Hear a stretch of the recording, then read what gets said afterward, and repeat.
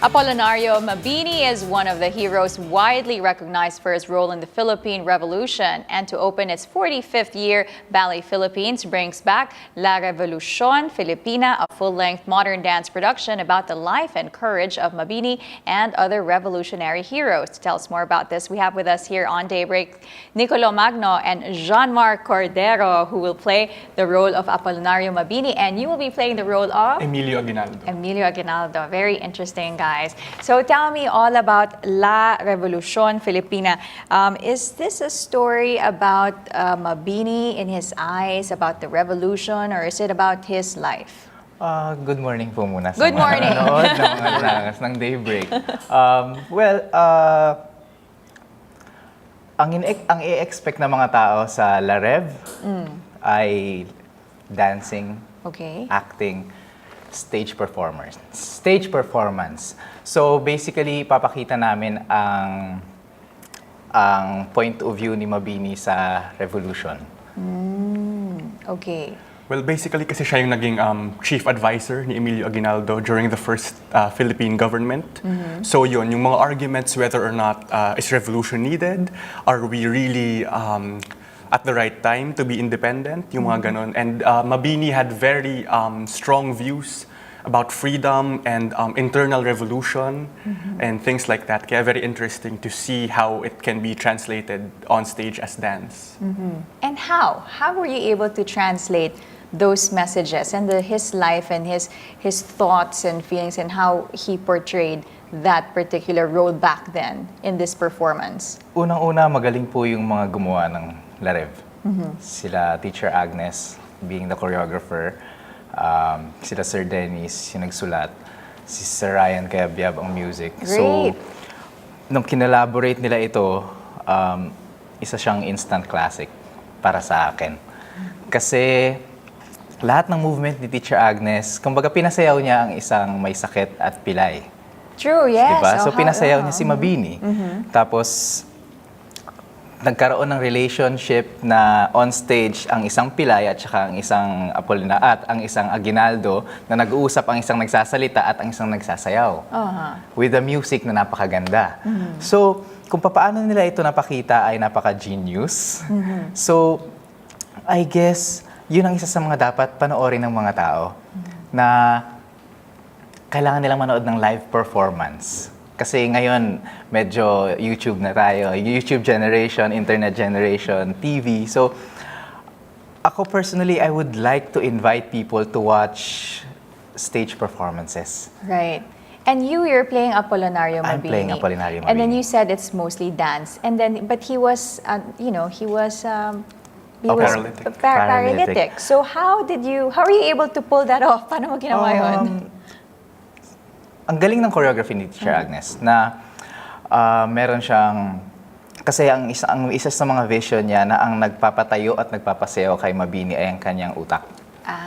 So, kung ganun ka-strong ang kanyang utak, napapatayo siya, kung gaano siya ka-emotional, kung gaano siya mag-isip, kung gaano siya ka-strong, yun yung nagpapatayo sa kanya at kumbaga yun yung sinasabi niya at ito ang dapat gawin at kumbaga sinayaw ko lang.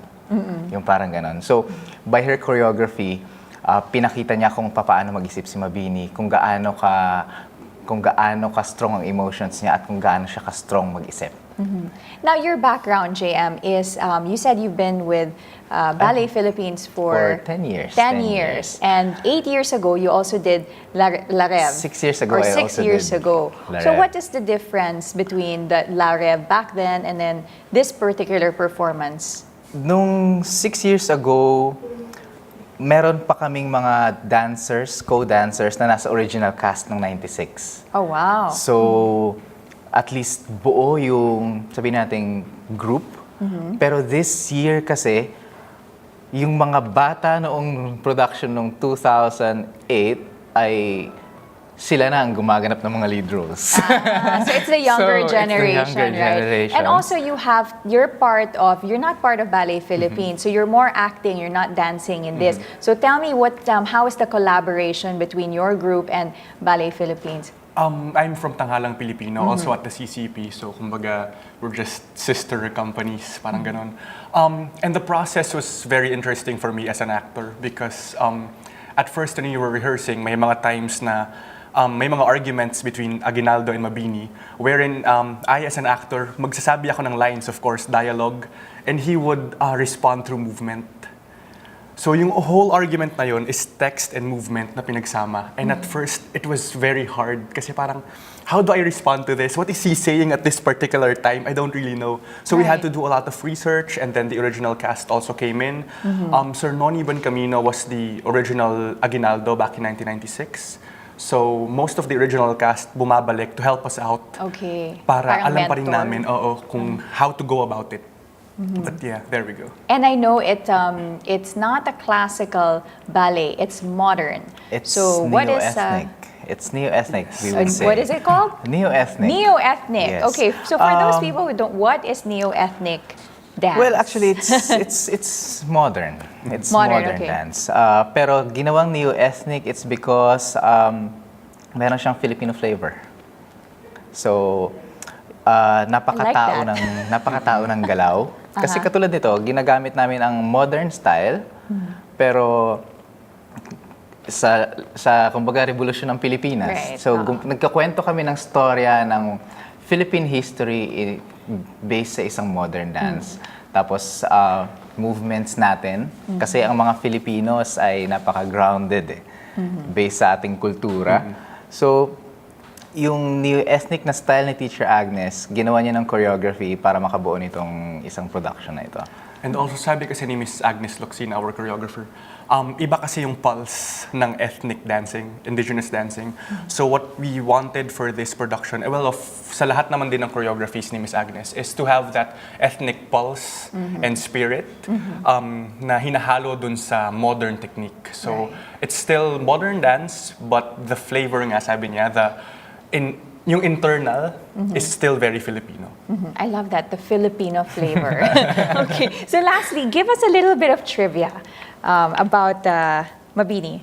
Only that maybe some people do not know or a lot don't know about. Kasi naniniwala ako nung bata pa ako na sa mga history books na si Mabini daw kasi talaga ang utak ng Katipunan. Pero as I did the production, si Bonifacio pala talaga ang utak ng Katipunan. Si Mabini ay nagsulat para sa Katipunan. Writer. Actually, Mabini, at first, Mabini was against the Katipunan because he was not for revolution. He was a reformist, also like Rizal. So they were part of La Liga Filipina, and they wanted reform and also for the Philippines to be a colony of Spain because they didn't think that we were ready to govern the Philippines on our own yet. And then after Rizal was killed, that's when Mabini, yung gumawa na siya para sa revolution. And then also he was the prime minister of the first Philippine government under Aguinaldo.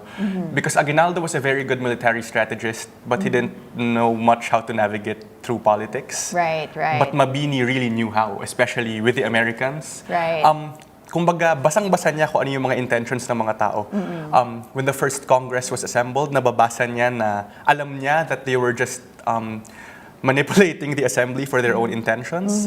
When the Americans came, he also knew that the Americans didn't want independence for us. The Americans at that time also was just a new Spain. But Aguinaldo then was Trusting the Americans. And Mabini was saying, no, I think they're just... So he was the smart one. He was the intellectual. He analyzed Yes. things. Okay, very interesting. So for you guys who want to take a trip back in history and relive this story with Mabini and our past, please invite everyone to La Rev. La Rev, please watch La Revolucion Filipina sa CCP Main Theater po, July 25, 26, 27, July 25 and 26, 3 p.m. and 8 p.m. Tapos po sa Sunday, which is July 27, is 2 p.m. and 6 p.m. May mga tickets po tayo sa Ticketnet. Pagkatapos po, pwede rin po tayong mag-avail ng tickets sa Ballet Philippines. You can call 551-1003. You forgot. Yeah, well, Okay. 551-1003. Or look at Ballet Philippines at ballet.ph. The website. Okay, thanks again, guys. Thanks for joining us this morning. That was John, Marc, Cordero, and Nicolo Magno of Ballet Philippines, La Revolucion Filipina.